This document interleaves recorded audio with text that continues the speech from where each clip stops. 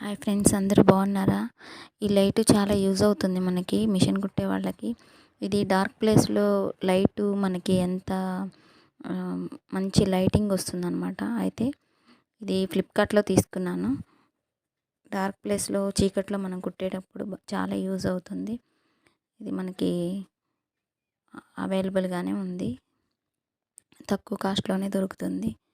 నచ్చితే లైక్ చేయండి, షేర్ చేయండి, సబ్స్క్రైబ్ చేయండి ఫ్రెండ్స్.